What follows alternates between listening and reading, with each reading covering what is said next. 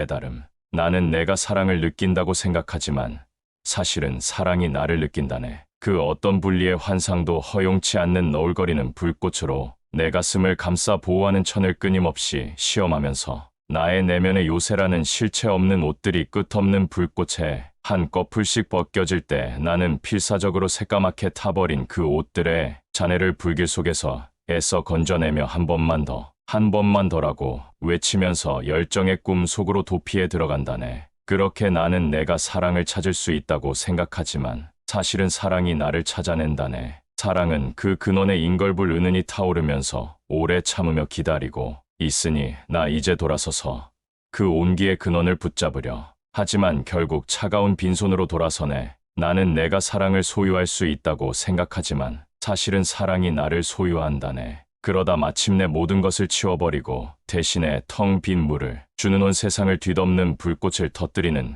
그 사랑에 나 휩싸이고 마네. 나는 사랑이 나를 파괴한다고 생각하지만 사실은 사랑이야말로 나를 자유롭게 해준다네. 깨달음과 자유. 깨달음은 우리가 있는 그대로 타고난 자질입니다. 우리가 깨닫기라고 부르는 것은 현존하는 깨달음이 있음을 인식할 뿐만 아니라 그것이 바로 자신의 진정한 됨됨이라는 사실 또한 인식하는 것입니다. 어느 시점이 되면 우리는 자신의 참자아에 넓고 커서 끝이 없는 완전함과 타고난 깨달음을 인식하게 됩니다. 영적인 깨달음은 우리가 아침이 되면 잠에서 깨어난다는 사실을 인식하는 것과 비슷합니다. 문득 우리는 자신이 깨어나 있으며 태양이 떴고 일어날 시간임을 깨닫습니다. 아침에 깨어나기 위해 어떤 행위도 할 필요가 없습니다. 시간이 되면 저절로 눈이 떠집니다. 영적인 깨달음도 시간이 되면 그냥 일어납니다. 많은 이들이 겪는 한 가지 딜레마는 삶 자체보다 더 생생히 깨어 있기를 원하지만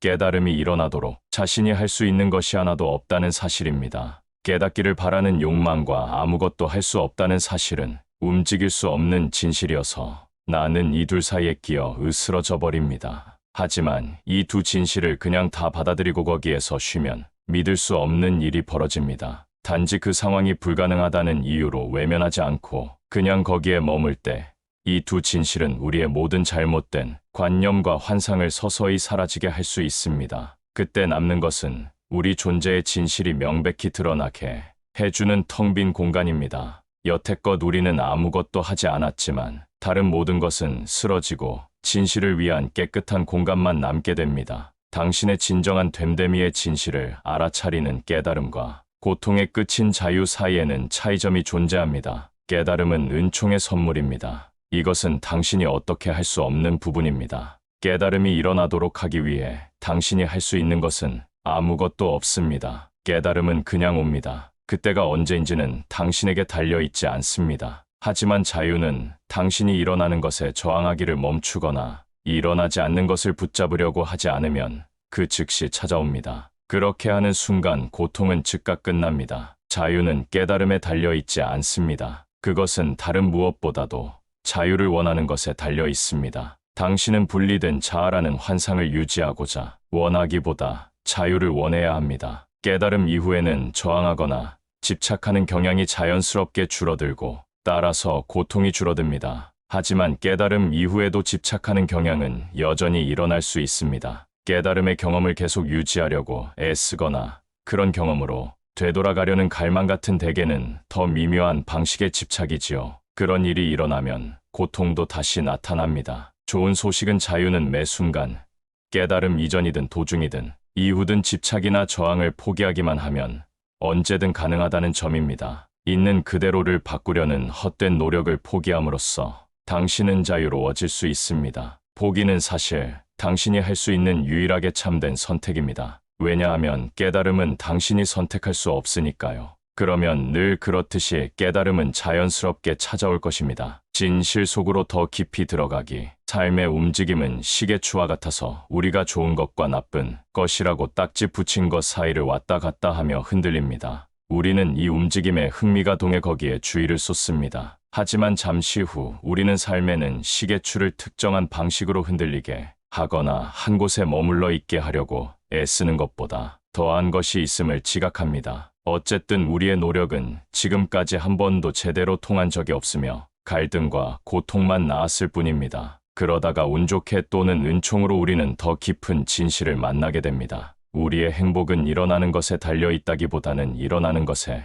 대한 우리의 태도에 달려 있다는 진실 말입니다. 이것이 뉴에이지와 자기개발 모임들의 중심 메시지죠. 이것을 깨우치면 더 깊은 진실에 가닿는데 그 지점에서는 어떤 것이든 그것이 대단하든 아니든 별로 중요하지 않게 됩니다. 시계추에서 벗어나 있어서 우리의 평화나 안녕이 그것에 영향받는 일이 없어지는 것입니다. 깊어지는 이 과정에서 우리는 자신의 삶을 올바른 것으로 만들려고 애쓰는 문제를 초월하게 됩니다. 왜냐하면 그런 애씀이 이전만큼 중요하게 여겨지지 않으니까요. 그런데 이 깊어지는 과정에서 흔히 태도의 중요성 기억하기와 잊어버리기라는 또 다른 이원성이 생겨납니다. 또는 우리의 새로운 관점이 감당할 수 있는 역량을 넘어서는 무엇이 일어납니다. 그러면 우리는 다시 고통에 사로잡히게 됩니다. 결국 훨씬 더 깊이 바라보려는 의지가 일어납니다. 여기에는 흔히 모든 것이 신이며 따라서 모든 것은 완전하다는 인식이 동반되는데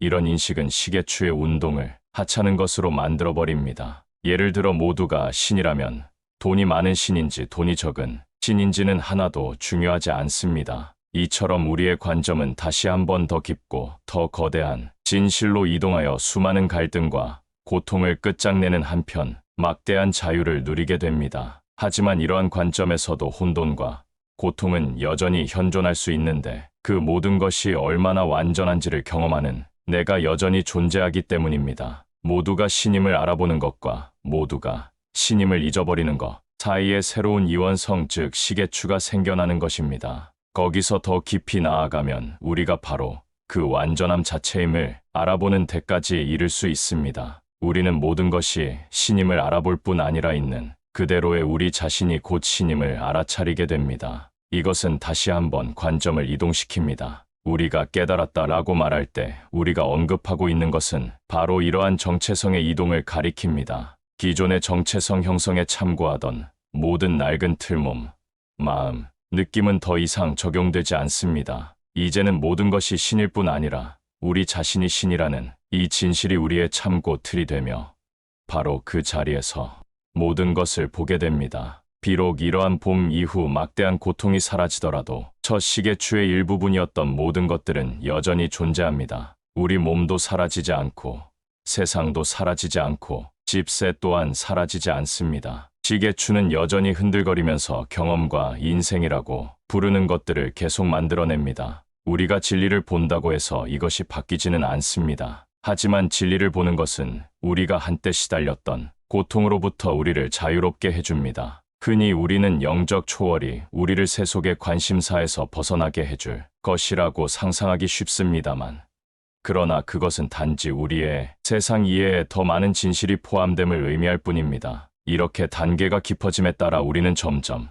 더 많은 자유를 누리게 됩니다. 더욱더 깊은 진실을 향해 나아가는 이 자유낙하를 가능하게 해주는 것은 시계추가 존재하는 위치에 영향을 미치려고 애쓰기를 그만두는 것입니다. 우리의 고투가 무익함을 알아차리는 완전히 기진맥진에서든 또는 은총에 의해서든 마침내 우리는 애씀을 놓아버리고 시계추가 가고 싶은 대로 가게 내버려둡니다. 이렇듯 애쓰기를 그만두면 이와 더불어 호기심은 우리가 더 깊은 진실로 계속 나아가도록 허용해줍니다. 우리는 더 이상 다음번에 이루어질 통찰을 외면하지도 않고 지난번에 이룬 통찰에 매달리지도 않습니다. 자신이 더욱더 깊은 진실로 계속 낙하하도록 그냥 내버려둡니다. 무엇을 움켜쥐거나 붙들려고 하지 않을 때 우리 존재에 자연스러운 중력이 현재의 명백한 이원성이나 시계로부터 우리를 끌어내어 우리 존재의 진실로 더 깊이 내려가게 해줍니다. 그렇게 길을 가다 보면 어딘가 착륙할 지점이 있으리라는 생각이 들겠지만 결코 그렇지 않습니다. 깊어짐의 각 단계마다 새로운 시계추가 만들어지고 그런 다음 더 깊은 단계로 내려가는 것일 뿐입니다. 우리는 아무 고통도 없고 경이로운 일만 일어나는 알지 못함으로 계속 자유낙하하고 있는 것입니다. 이 거대한 신비의 더욱더 깊은 면모를 발견하는 일은 사실 끝이 없습니다. 이러한 깊어짐은 세상에서 가장 자연스러운 것입니다. 그것은 곧 우리 자신의 타고난 본성이기도 합니다. 깨달음 이후의 삶, 깨닫게 되면 자기 정체성 때문에 고통당하는 경향이 끝날 것이라고 기대하기 일쑤지만 이러한 경향은 깨달음 이후에도 계속됩니다. 깨달음을 경험한 사람들은 이를 알고는 대단히 놀라곤 합니다. 에고는 영적으로 깨닫는다고 해서 반드시 없어지지는 않습니다. 단지 더 미묘해질 뿐입니다. 그렇기는 해도 깨달음 이후에는 이런 경향이 현저히 줄어듭니다. 깨달아감에 따라 자신을 다른 무엇과 동일시하는 경향은 크게 약화되거나 사라지며 그런 방향에 더 이상 집착할 수 없게 됩니다. 잠시 동일시할 수는 있지만 그런 낡은 이야기들을 더 이상 믿을 수 없게 되지요. 하지만 많은 이들이 깨달음 자체에 집착하곤 합니다. 깨달음에 수반되는 확장된 상태에 계속 머물려고 애쓰면서 그것을 자신의 새로운 정체성으로 삼으려 듭니다. 아마 다들 깨어난 사람이 되었다는 이런 자부심으로 인해 영적 에고가 부풀려지는 경험을 한 번쯤은 해봤을 것입니다. 고착하려는 이런 경향의 또 다른 표현은 공의 상태에 도달하고는 그것을 단지 공허함으로만, 지루함으로만 경험하는 것입니다. 깨달음의 어느 깊이에 멈추어서 계속 그 상태를 고수하려고 애쓰면 깨달음은 순식간에 생기 없고 지루한 것으로 변하고 맙니다. 깨달은 사람이라는 정체성을 부여하고 깨달음의 경험을 비롯한 긍정적인 경험에 집착하는 이런 경향은 무엇일까요?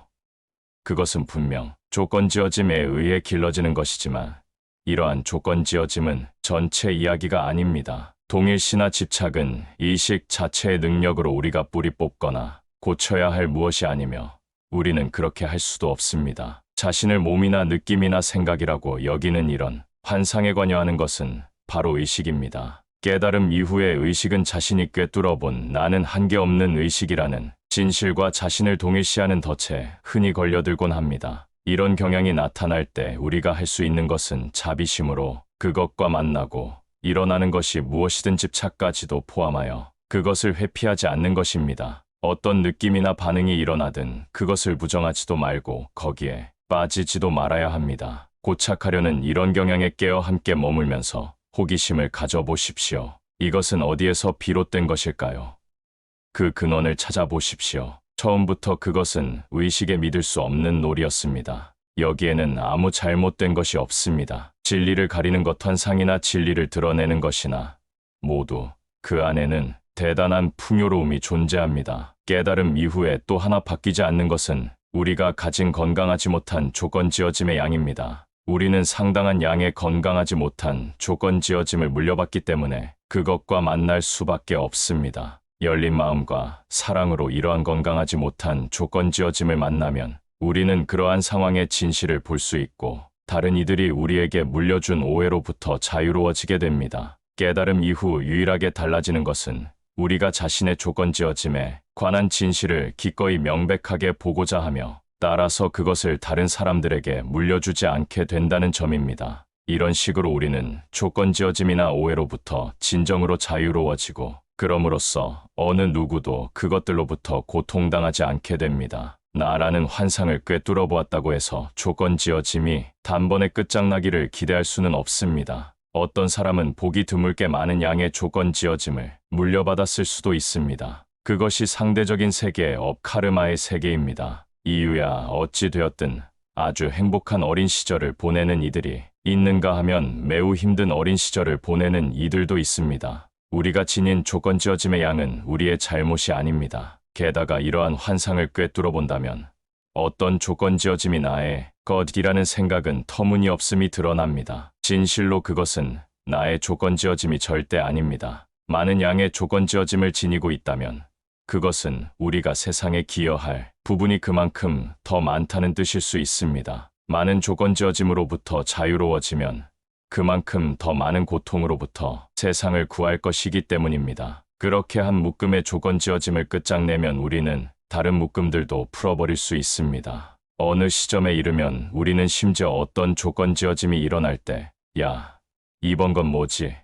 이 아래에는 대체 뭐가 있을까? 하고 흥분하기조차 합니다. 보살이란 세상을 고통에서 더 자유롭게 하기 위해 자신의 자유를 유보하는 사람입니다. 보살은 완전한 의식과 사랑을 지닌 채 지옥까지도 내려갑니다. 나의 조건지어짐은 다 끝낼 수 있다 하더라도 세상 전체의 조건지어짐은 여전히 남아 있습니다. 그러니 보살이 할 일은 결코 끝나지 않을 것입니다. 조건에 길들여진 환상을 자유롭게 해주고 숨어있는 진리와 아름다움을 드러내는 일은 이 세상에서 누릴 수 있는 가장 큰 즐거움입니다. 우리는 진리를 밝히는 노예가 되는 셈이지만 그것이야말로 우리가 구할 수 있는 가장 훌륭한 직업입니다. 그러니 보수가 아무리 낮은 어떻습니까? 고통으로 다시는 돌아가지 않는 지점. 우리는 다들 애씀과 고투가 사라지고 근본적인 행복이 모습을 드러내는 순간들을 경험합니다. 하지만 그 순간이 지나고 나면 우리는 세상으로 되돌아가 다시 애씀과 고투에 사로잡히고 맙니다. 심지어 지진이 일어난 것 같은 깨달음 이후에도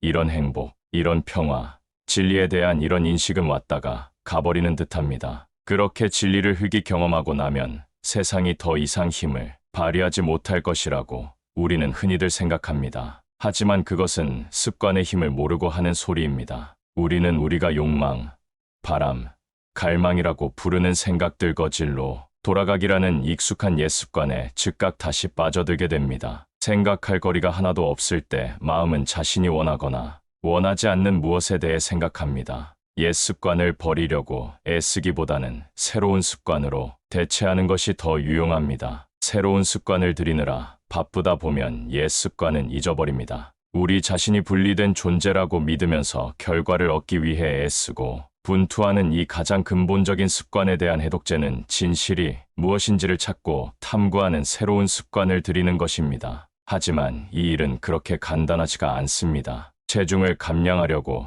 애쓰는 사람들을 대상으로 한 어느 연구에 따르면 해볼 만큼 해봤다는 시점에 도달하는 것이 기법보다 중요하다고 합니다. 체중 감량에 성공한 사람들은 다들 이제 해볼 만큼 충분히 해봤어 라고 말하게 되는 시점이 있었다고 했습니다. 거짓을 쫓느라 고통을 겪을 만큼 충분히 겪고 난 시점이 오면 더 이상은 그렇게 할 수가 없어집니다. 여전히 충동을 느낄 수는 있지만 더 이상은 그럴 만한 가치가 없으므로 그냥 충동을 허용하며 더불어 살아가게 됩니다. 당신이 언제 이런 문턱에 도달하게 될지는 알 수 없습니다. 그것은 당신 자신에게 달려있지 않습니다. 고통스러운 거짓으로 다시는 돌아가지 않는 이 지점이 어디인지도 알 길이 없습니다. 하지만 이 문턱에 더 가까이 다가갈 수 있는 아주 간단한 방법이 한 가지 있습니다. 그것은 매 순간, 심지어 고통스러운 순간에도 온전히 깨어있는 것입니다. 깨어있지 않고 음식이나 TV, 운동,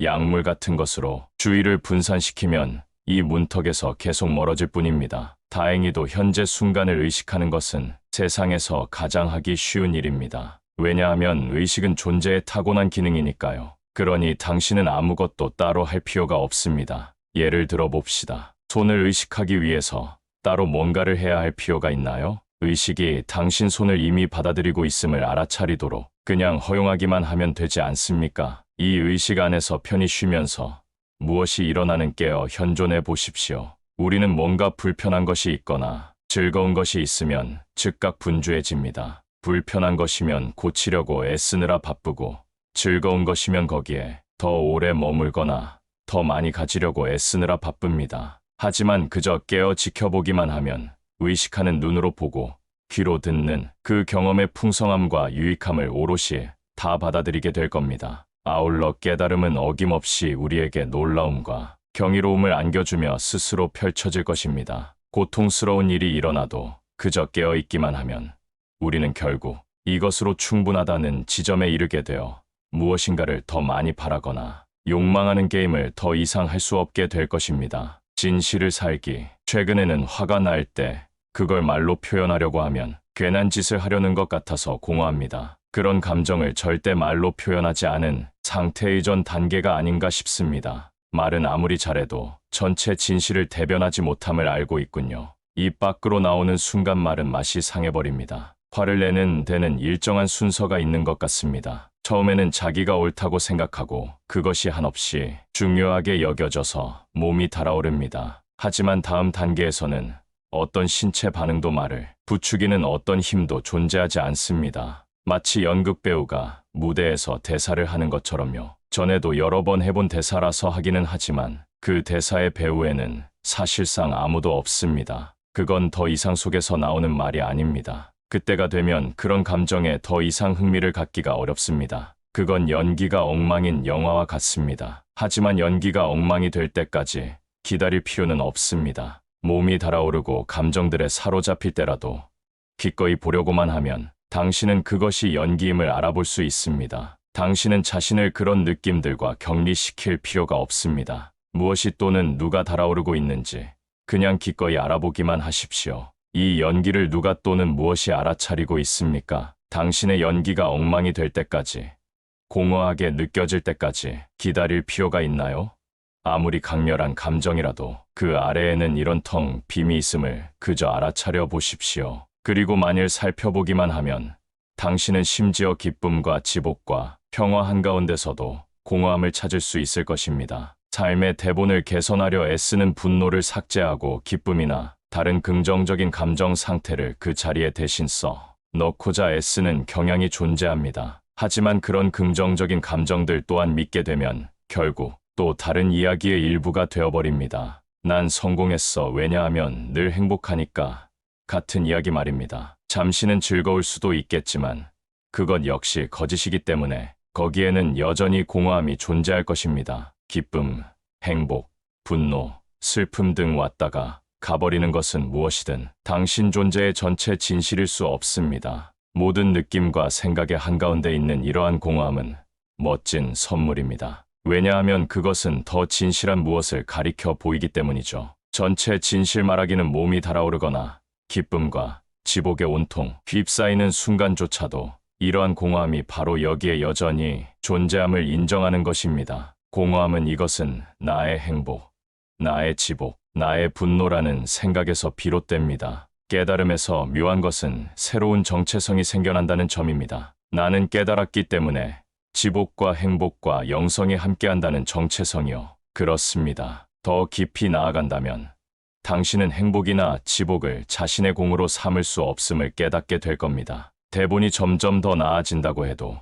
그것을 당신 공으로 여길 수는 없습니다. 당신은 더 이상 공을 인정받지 못하지만 또한 더 이상 비난받지도 않습니다. 심지어 아주 불쾌한 영적 개성이 드러나더라도 말입니다. 그것은 당신 잘못이 아닙니다. 자기 심판은 시간 낭비에 지나지 않습니다. 왜냐하면 심판할 대상이 아예 존재하지 않으니까요. 영적 경험이라도 그 핵심에는 이런 공허함이 존재합니다. 영적 경험의 목적은 당신의 문제를 해결하는 데 있는 것도 아니고 당신을 깨닫게 만드는 데 있는 것도 아닙니다. 심오한 영적 경험조차 당신을 공허하게 만들 뿐임을 발견할 때 당신은 이 거대한 신비 안에 진실로 벌거벗은 채 남겨집니다. 누구를 위한 자유인가? 주식으로 번 돈이 사람들에게 미치는 영향을 다룬 기사를 최근에 읽은 적이 있습니다. 그 기사는 갑작스런 돈벼락으로 생겨난 자유에 어떤 위험이 도사리고 있는지 지적하고 있었는데 바로 방종에 빠지기 쉽다는 것이었습니다.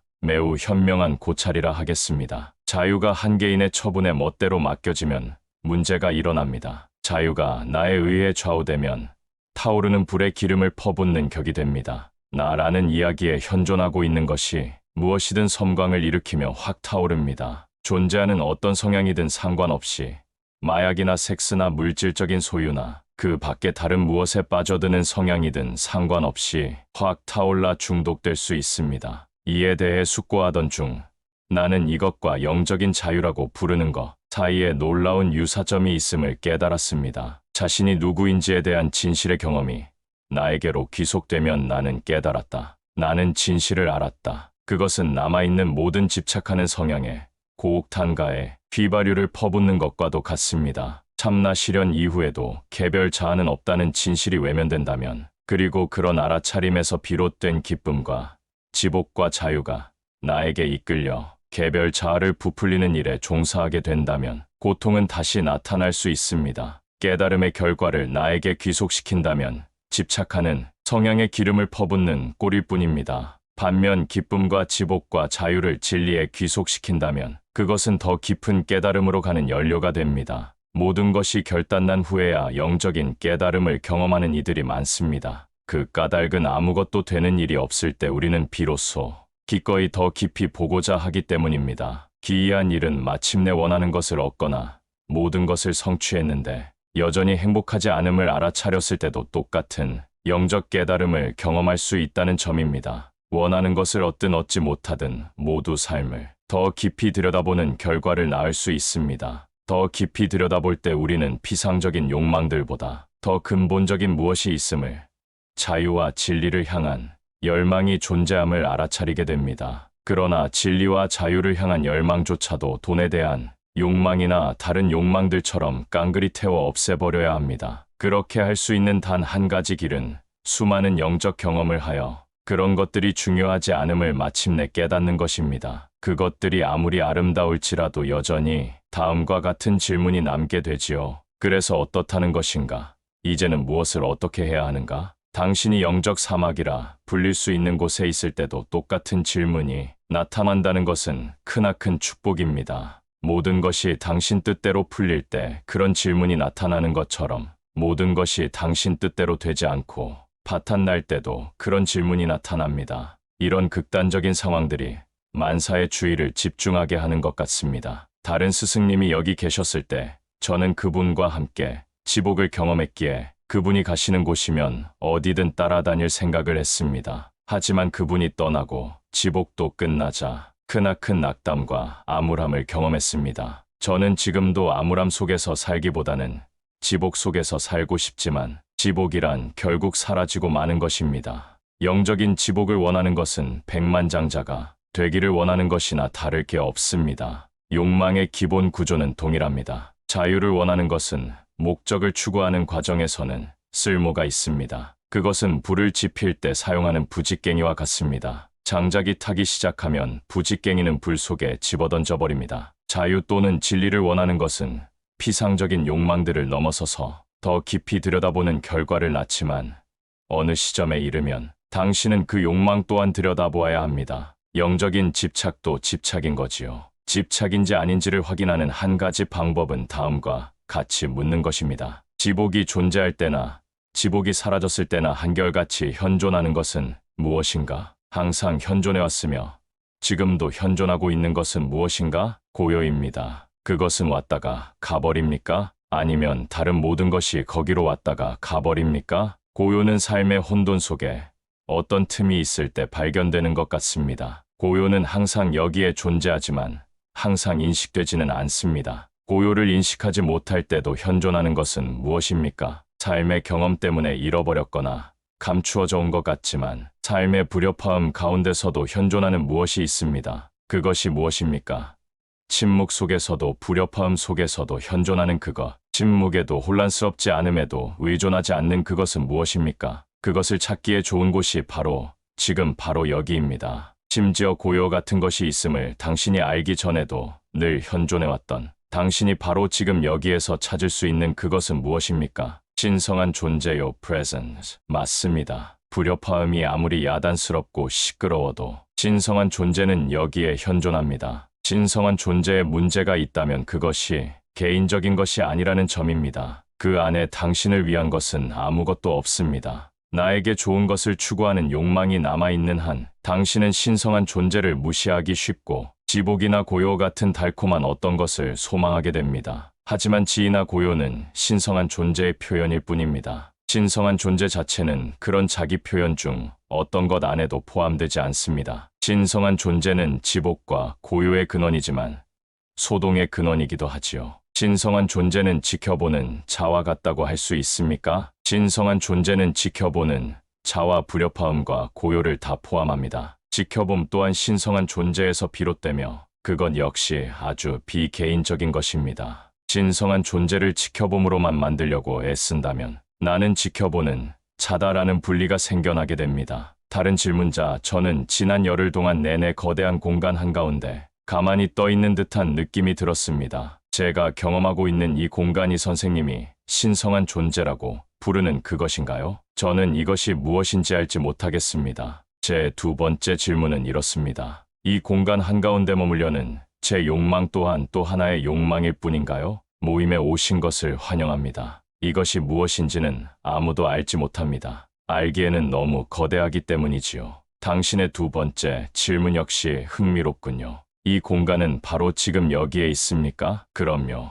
그렇고 말고요. 당신은 이것의 경계를 찾을 수 있습니까? 이것의 한가운데가 아닌 곳은 어디죠? 무엇이든 조금이라도 집착하기 시작할 때는 이것 한가운데 있지 않은 것이죠. 좋습니다. 지금 어떤 것에 집착해 보십시오. 그렇게 하는 것이 당신을 이 공간 한가운데에서 벗어나 바깥으로 나가게 만드나요? 그것은 공간의 바깥이 아니라 공간의 한가운데가 아닐 뿐입니다. 한가운데 존재하는 것은 더 기분 좋고 더 순수하게 느껴집니다. 한가운데 있을 때는 문제될 것이 아무것도 없습니다. 한가운데든 한가운데에서 벗어난 곳이든 현존하는 것은 무엇입니까? 거대한 신비의 이런 표현들 모두에 현존하는 것은 무엇입니까? 아무것도 문제되지 않는 그런 곳이 언제 존재하지 않은 적이 있나요? 제가 아는 한 없습니다. 제가 기억하는 한 없습니다. 아무것도 문제되지 않는 모든 것을 두루 껴안는 이 공간은 당신이 하고 있는 어떤 경험입니까? 아니면 당신의 본질 자체입니까? 저의 본질 자체입니다. 이것이 당신의 본질 자체고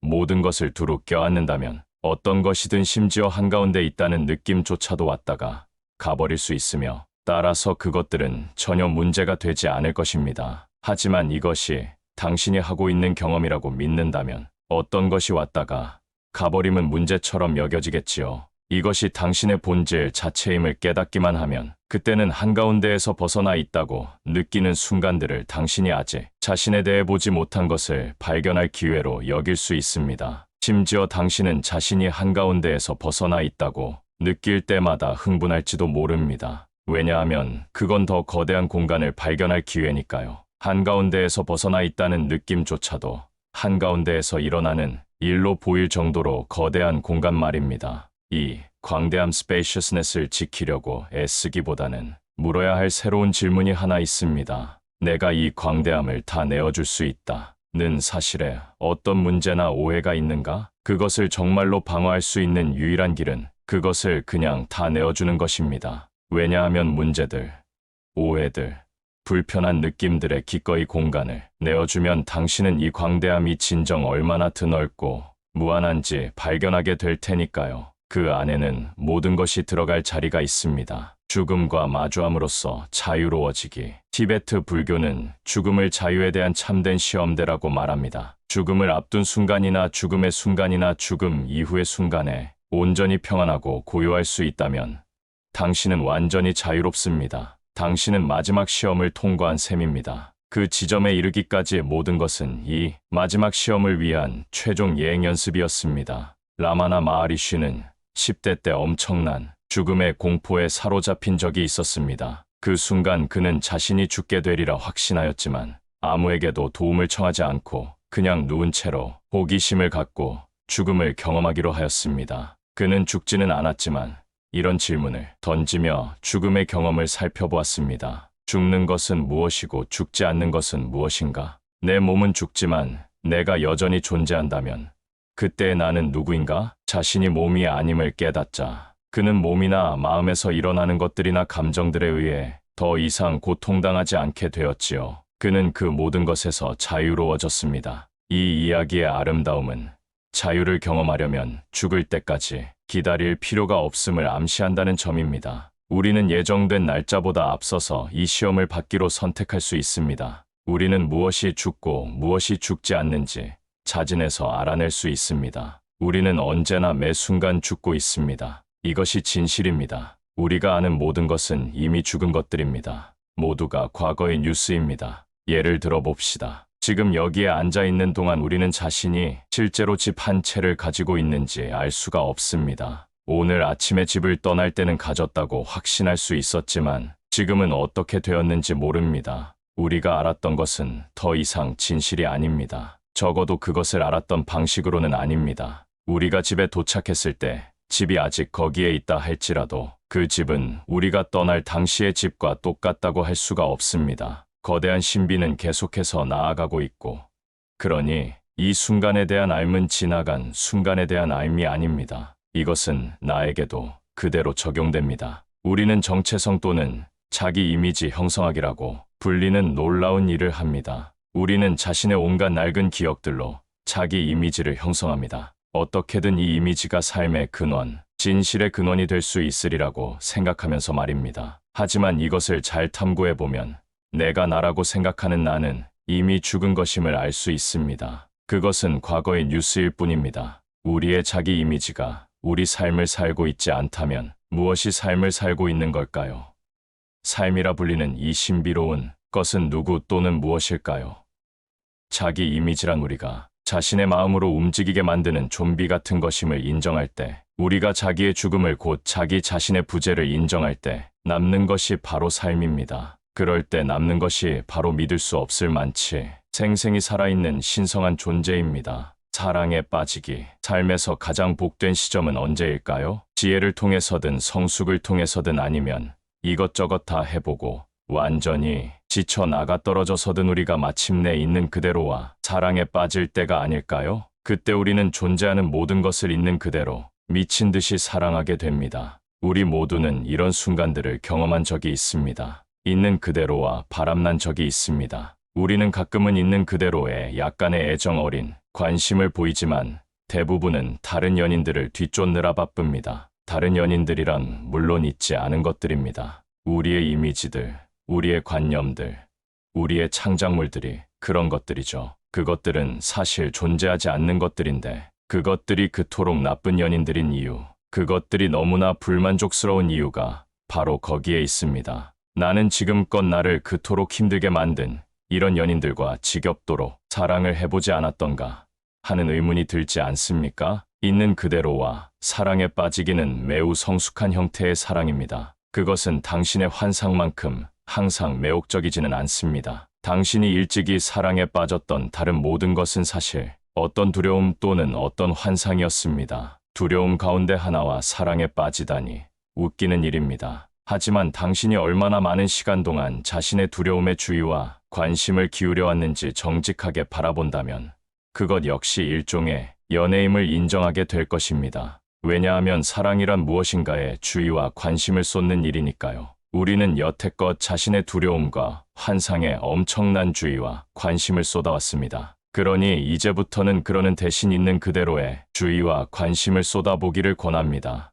깨달음이란 있는 그대로라는 이 연인을 선명히 보는 순간입니다. 있는 그대로를 더욱더 완전하게 보는 순간입니다. 심오한 깨달음을 경험한 사람들은 있는 그대로와 미친 듯이 사랑에 빠지곤 하는데 그것은 이 연인이 그만큼 풍요롭고 아름다운 현실이기 때문입니다. 여러 해 동안 함께 일해온 사람과 어느 날 파티에 갔다가 별빛 아래에서 사랑에 빠져본 경험이 있는지 모르겠습니다. 그동안에는 함께 일하면서도 얼마나 놀라운 사람인지를 알아보지 못했던 거죠. 바로 이것이 깨달음의 선물입니다. 당신은 갑자기 이제껏 내내 거기에 있었던 아름다움을 보게 됩니다. 이것은 멋진 비유인데 왜냐하면 그 이후로 당신은 당신이 사랑에 빠졌던 첫날 밤 했던 경험과 전혀 다른 온갖 다채로운 경험을 함께할 것이기 때문입니다. 그 첫날 밤이 중요한 것은 당신이 사랑하는 사람과 함께 이야기를 나누면서 남은 인생을 어떻게 살아갈지 찾는 데 있지 않습니다. 어떤 깨달음이 중요한 것은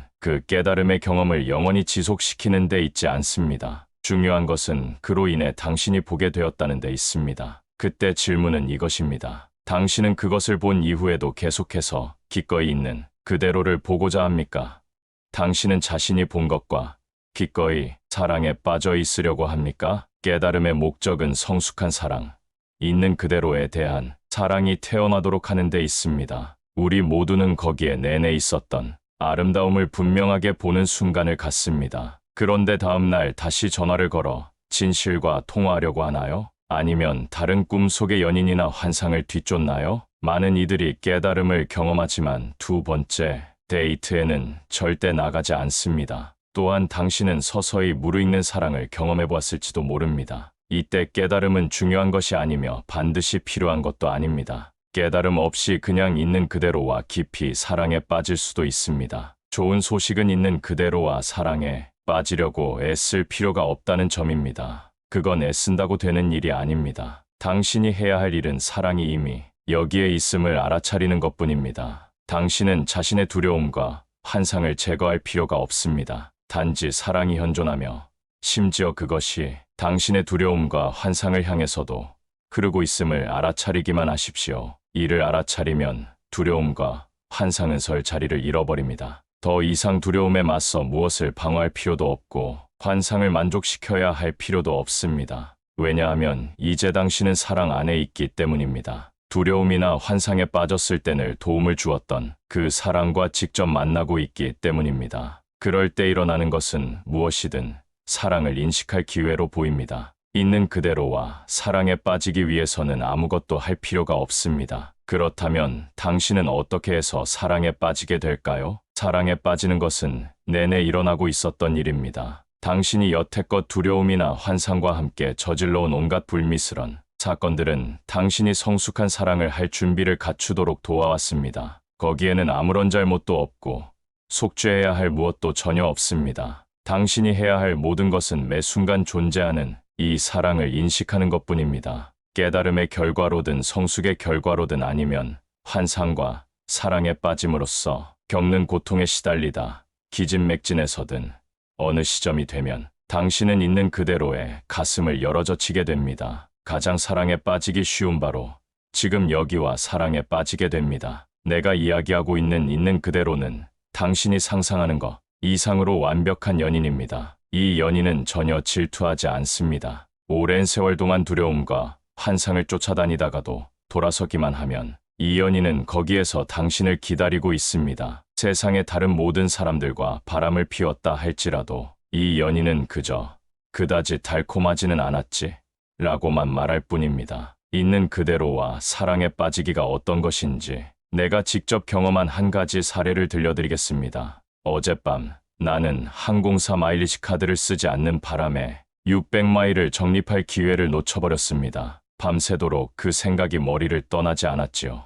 빌어먹을. 그래서 나는 스스로에게 화가 나 있는 그 경험 자체를 살펴보기로 했습니다. 그저 한 인간에 지나지 않는 우리는 그 경험을 잊어버리고 싶어서 먼저 그 경험을 살펴봅니다. 여러 차례 시도했지만 30분이 지난 후에도 여전히 그 생각을 하고 있었습니다. 그래서 나는 마침내 빌어먹을 하는 바로 그 기분에 스스로 젖어들도록 그냥 내버려 두었습니다. 그러자 내가 얼마나 우습고 재미있는지 깨닫게 되었지요. 내가 계속 그러고 있었던 게 너무나 당연한 일임을 깨달았던 거죠. 일단 그 사실을 보게 되자 나는 화를 내는 나 자신과 사랑에 빠질 수가 있었습니다. 이제 나는 다시 그런 기분을 느껴도 그냥 웃을 수 있습니다. 그것과 사랑에 빠졌으니 그 기분이 수천 번 다시 들어도 상관없고 그냥 사라져버려도 상관없습니다. 그건 달콤한 일이지요. 나는 지금 일어나고 있지 않은 무엇과 사랑에 빠지라고 말하는 게 아닙니다. 만일 바로 이 순간 당신이 어떤 두려움과 사랑에 빠져 있다면 그 닫아걸고 감추고 방어하고 두려워하는 경험 자체와 사랑에 빠져보십시오. 지금 당신이 경험하고 있는 그대로는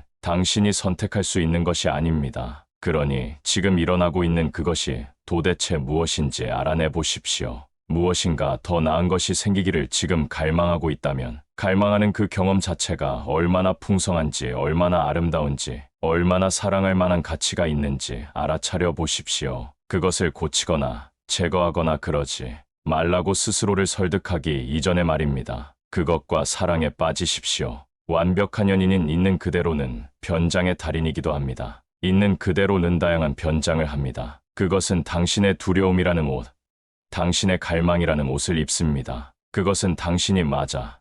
당신은 내가 사랑하는 바로 그 사람이잖아요. 변장이 정말 멋진데요.